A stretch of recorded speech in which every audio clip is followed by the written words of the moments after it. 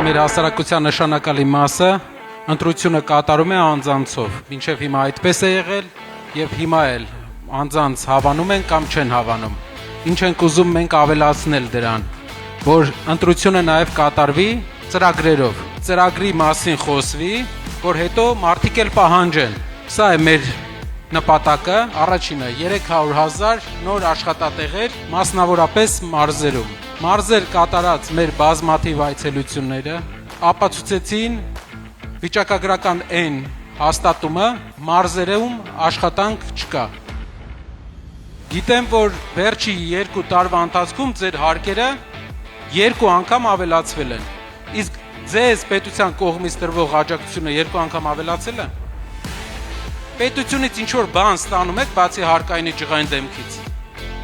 Ոչ մի նոր որակական փոփոխություն չի եղել։ Իսկ ինչ է դա բերել մեր երկրին։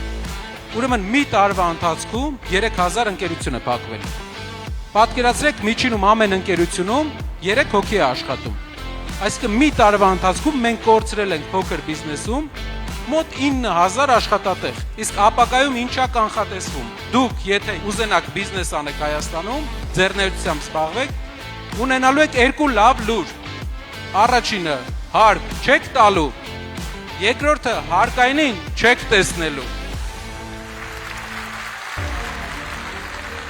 Գյուղացին պետք է չմտածի վաճառելու մասին։ Տարվա սկզբից գյուղացիներին հնարավորություն է տրվելու մթերման կայանի հետ պայմանագիր կնքել գնով եւ մոռանալ ամեն ինչի մասին։ Իր միակ նպատակը պետք է լինի ապրանք ստանալը։ Սա հեղափոխական փոփոխություն է բերելու մեր բոլոր համայնքներում։ Վերջապես գյուղատնտեսությունը լինելու է կանխատեսելի եւ շահութաբեր։ Մի բան էլ կուզեի ավելացնել,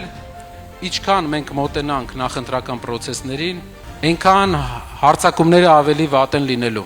Իհարկե, ես այս վերջի 2 օրվա դեպքերի հետ եմ ասում, իհարկե մենք էլ պետք է առիթ չտանք, որ հարցակումներ լինեն, բայց հարցակումները ավելի շատ, ավելի տհաճ, ավելի գրեհ են լինելու։